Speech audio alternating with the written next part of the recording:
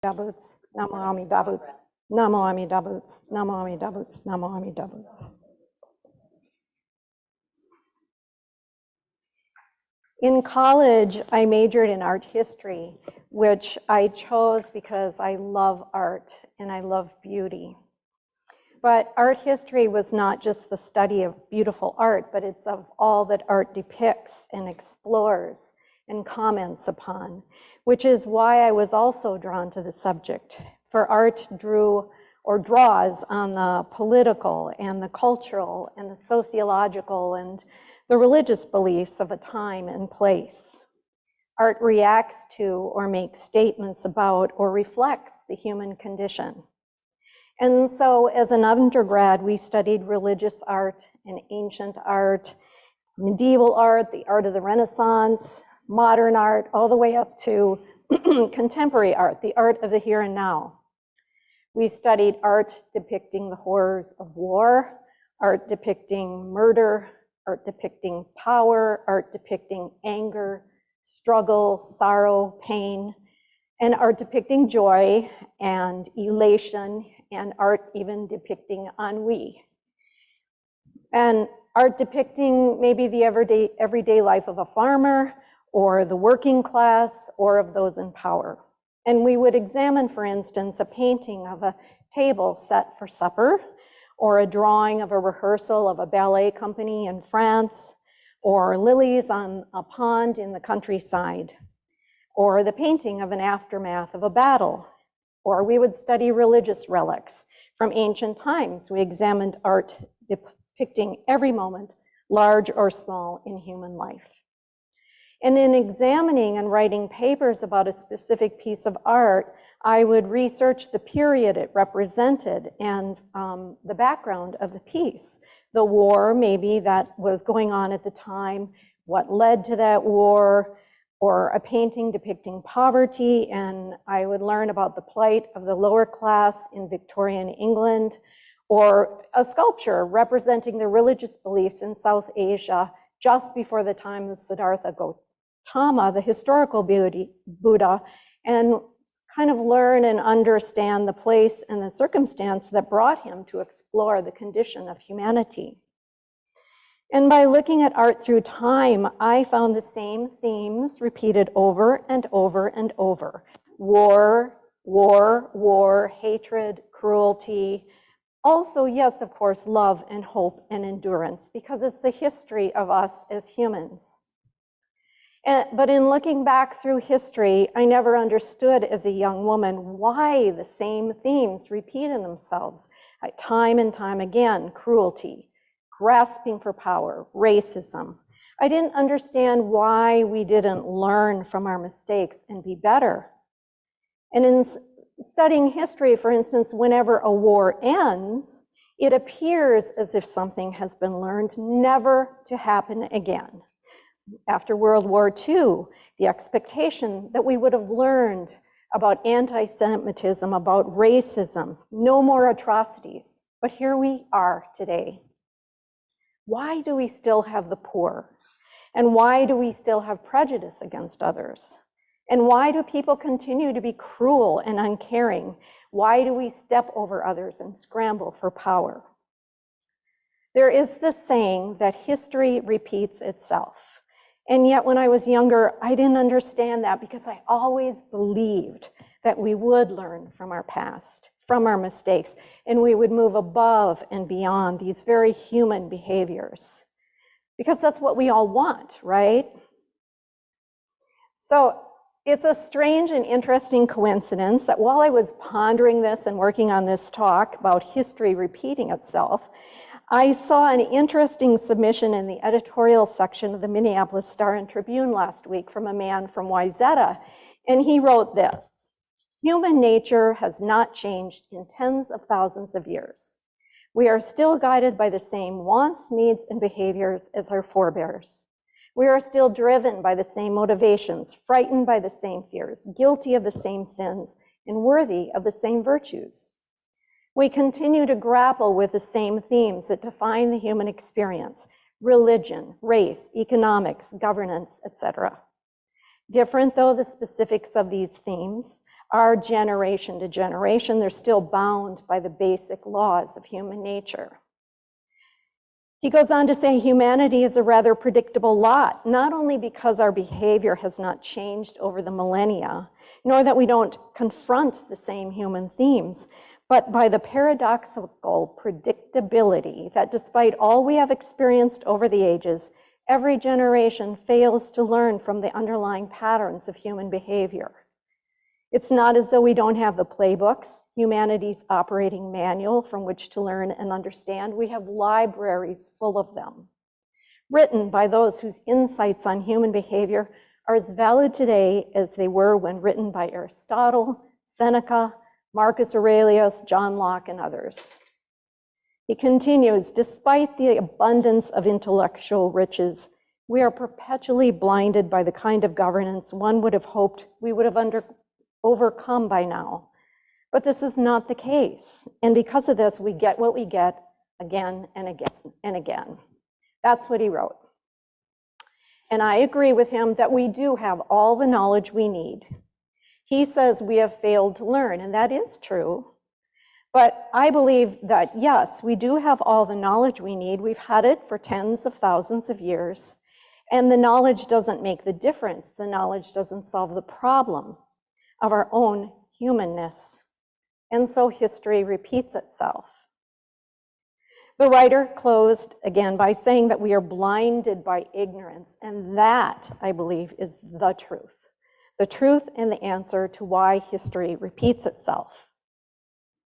In Buddhism, we understand that individually and collectively, we are ignorant and foolish beings who flail and struggle and fall short in our thoughts and our behaviors. For we are blind to our own grasping, our own wanting and needing.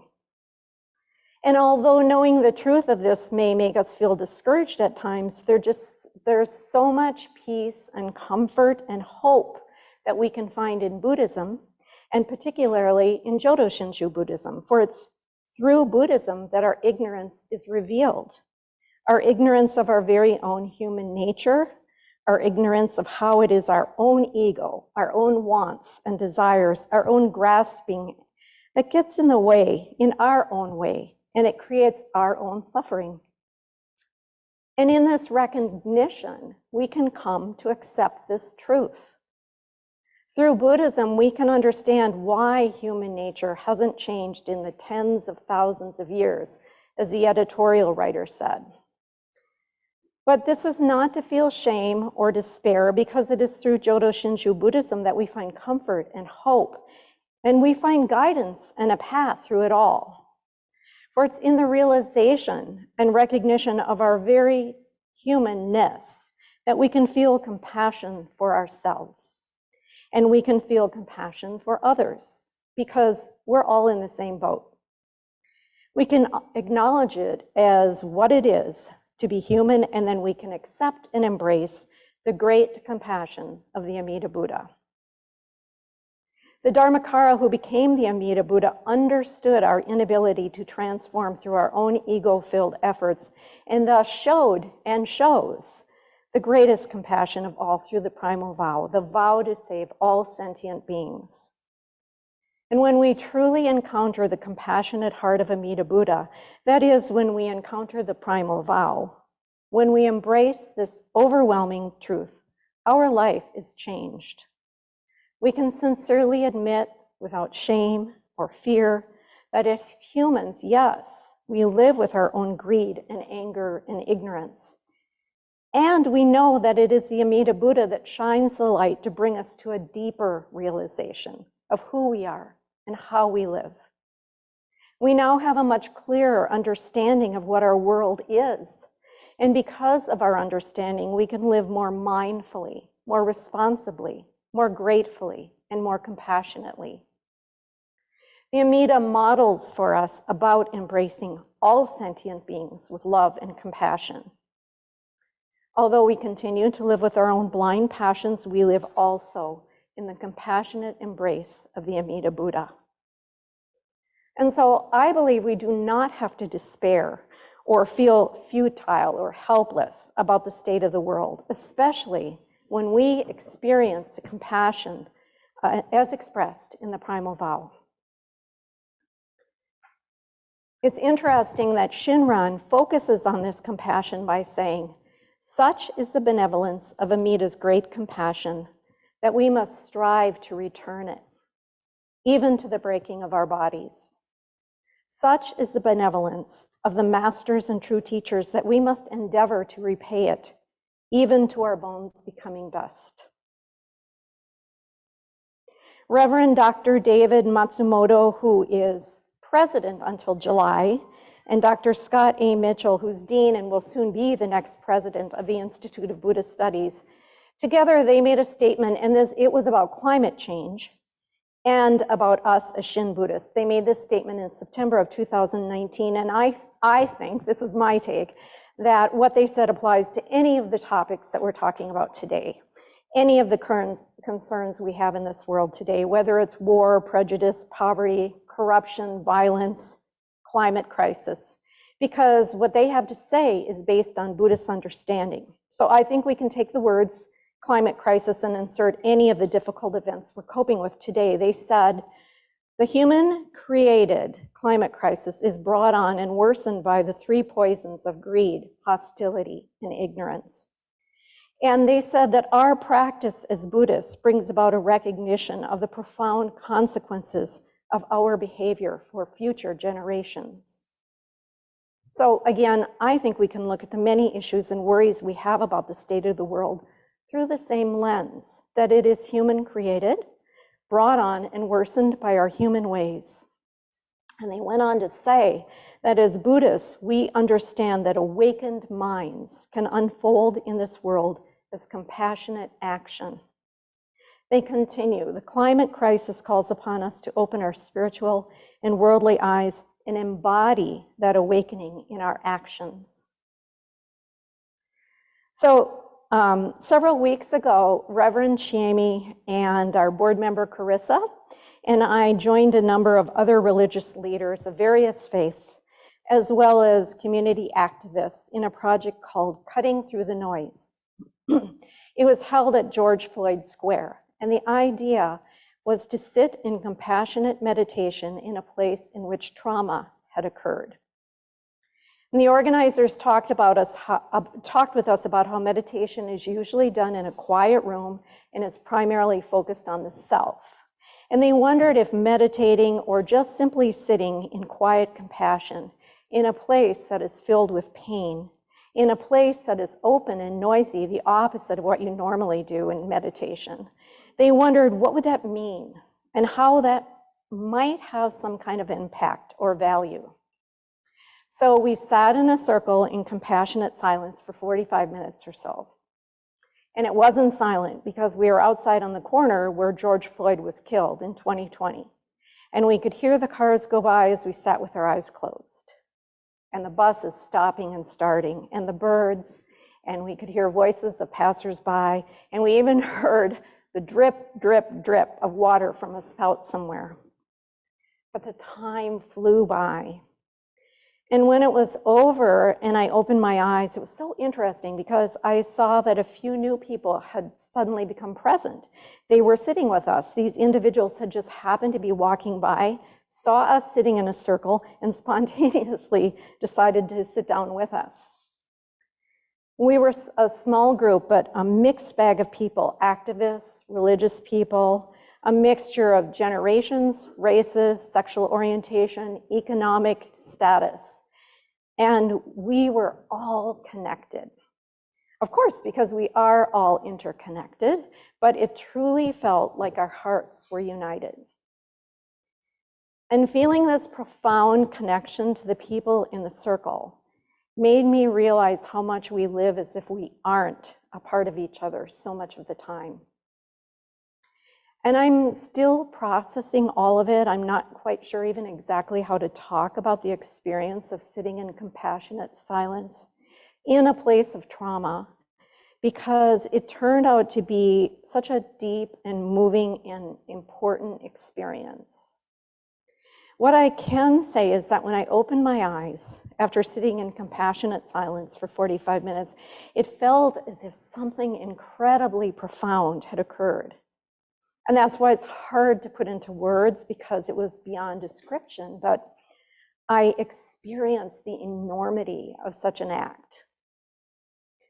So my takeaway from the experience so far is that taking a compassionate step sends out ripples of love and of tenderness and of connection and unity.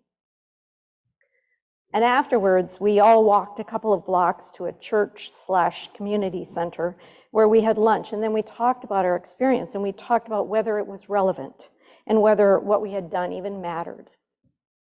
And we all came to the consensus that it was important, and I want to say that it was vital, that we continue either in the same place that is filled with such sorrow, or in various places in which there is suffering and pain, and we know, sadly, there's no shortage of that. This action that we undertook might seem small and insignificant, but when any action arises out of compassion, it's not small. It matters, and the outcome of it may never be known to me or anyone in the group, but that isn't even our business. It was a little ripple of compassion that I believe creates a wave that carries through eons of time.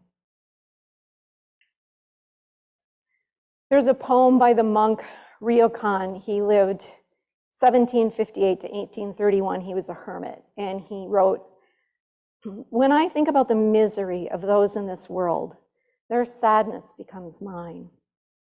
Oh, that my monk's robe were wide enough to gather up all the suffering people in this floating world. Nothing makes me more happy than Amida Buddha's vow to save everyone." So I imagine many of us wish we had a wide robe that could just gather up all the suffering and sadness, because as Ryokan said, their sadness becomes mine. We are each other's flesh and blood, and what happens to one happens to all. Maybe some of you remember the actor David Niven. He was a British actor. He died in 1983, and he was a heartthrob back in the day. But you find your Buddhist sources so many different places, because he said something so Buddhist. He said, "You are not just here to fill space or be a background character in someone else's movie. Consider this: nothing would be the same if you did not exist.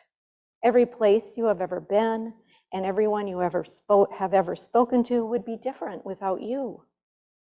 We are all connected," he said, "and we are all affected by the decisions and even the existence of those around us." So the difficulties and pain in this world may seem overwhelming, and because of that, we may feel incapable of action or even paralyzed by the enormity of need. But history, I believe, doesn't always have to repeat itself.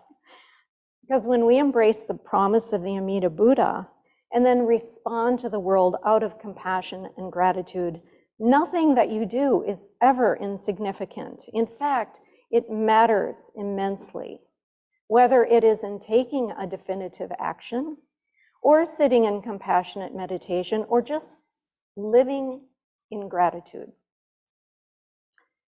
I'm going to close with a poem from the Dhammapada, which is a collection of sayings of the historical Buddha. "All fear death, all hold life dear. Feel for others as you do for yourself. Remember this and cause no harm." Please join me in Gasho. Namo Amida Butsu, Namo Amida Butsu, Namo Amida Butsu, Namo Amida Butsu, Namo Amida Butsu, Namo Amida Butsu.